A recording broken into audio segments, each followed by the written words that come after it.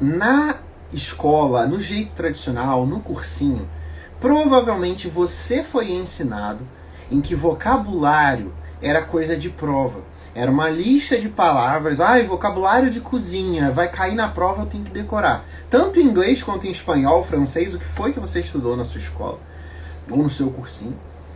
E é difícil você compreender, porque realmente não funciona, como que esse vocabulário vai realmente te levar à fluência. Esse tipo de vocabulário, esse tipo de estudo não leva ninguém à fluência. O que leva você à fluência é você adquirir e ter uma quantidade grande de vocabulário, diria que pelo menos aí 1.000 a 4.000 palavras, em que você tenha na ponta da língua igual você tem no português, para que você chegue a se comunicar muito bem em inglês. Então é isso que a gente vai falar hoje. Eu não vou falar para vocês fazerem uma listinha de vocabulários. Eu não vou falar que daqui a semana que vem, na live da terça-feira que vem, do dia... Gente, não sei nem que dia vai ser dia 3 ou dia 4. Alguma coisa assim. Terça-feira que vem, eu vou fazer uma provinha de vocabulário com vocês. Vou passar uma lista que não é isso. Não é isso. Então, primeiro de tudo, a gente precisa desconstruir essa ideia que você tem de estudar vocabulário, que é decorando, que é fazendo lista de palavras, é repetindo, isso aqui é um hidratante labial, lip balm, decora, porque quando não é assim. Claro, essas coisas são importantes, por exemplo, hidratante labial. Eu juro pra vocês, eu não sobreviveria ao Canadá sem isso aqui. Eu não sobrevivo frio sem isso aqui, e é muito importante, mas... eu não acordei um belo dia antes de ir para o Canadá e pensei, vou decorar a palavra lip balm. Não, essa palavra estava no meu vocabulário porque eu adquiri ela através do inglês natural. Não tem como você falar que vocabulário em si não é importante. É óbvio que a coisa mais importante que você precisa no início do inglês é adquirir vocabulário. Porque concorda comigo, se eu pego assim para você, porque como é que funciona? Vocês já ouviram falar em Pareto? Pareto Distribution. Caraca, meu inglês falhou. Distribution. Pronto. A distribuição de Pareto. A distribuição de Pareto, ela funciona assim. Ela é comumente chamada como lei do 80-20.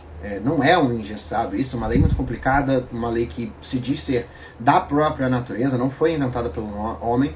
E ela diz que, geralmente, em 20% de alguma coisa, dos esforços, ou 20% das palavras, 20% dos prédios, tem 80% dos seus respectivos números. Então, por exemplo, se eu vou estudar para um teste, a lei de Pareto diz que aproximadamente 20% dos meus esforços vão me dar 80% dos meus resultados. E essa lei, a lei de Pareto é tão bizonha que ela funciona até para as palavras de uma língua. Ela funciona para quase tudo. É sempre o pouco com o muito. Então, a lei de Pareto nos diz que, ao aprender uma língua nova, 20% das letras ou das palavras vão compor 80% das frases que você vai falar. Então, se você tem um domínio muito grande sobre esse 20%, você concorda comigo? Se você sabe, mas sabe mesmo, se alguém falar qualquer uma dessas 4.000 palavras, eu acho que são aproximadamente 4.000, tá, gente? Não tenho certeza disso. Posso verificar depois pra vocês. Mas eu sei que é uma faixa de 2.000 a 4.000 palavras. Se você tiver todas essas muito bem sedimentadas dentro de você, você concorda que qualquer ordem que essas palavras forem faladas, você vai identificar e você vai saber. Então, a falta de vocabulário é o que mais atrapalha a sua fluência. Porque quem já me acompanha há muito tempo sabe qual é a primeira coisa que você tem que estudar. O listening. E se você sabe vocabulário, você entende o que você está escutando. Se você entende o que você está escutando, você está aprendendo inglês. Está adquirindo as palavras e está ficando cada vez mais perto da fluência. Então, primeiro de tudo, vamos frisar que o vocabulário é a raiz. Ele vai prender o teu inglês no início, ele vai fazer com que você tenha esse solo, essa base muito bem sedimentada, para que você consiga desenvolver depois estruturas frasais, parar de errar conjugação verbal, parar de errar pronúncia, mas tudo isso antes você precisa ter um vocabulário crescendo todos os dias. Eu aprendo palavras todos os dias. Cara, eu garanto que não exista uma pessoa que saiba todas as palavras da sua língua nativa. Eu posso procurar agora palavras mais desconhecidas do português que provavelmente a gente aqui não vai saber nem metade. Então a mesma coisa funciona para o inglês.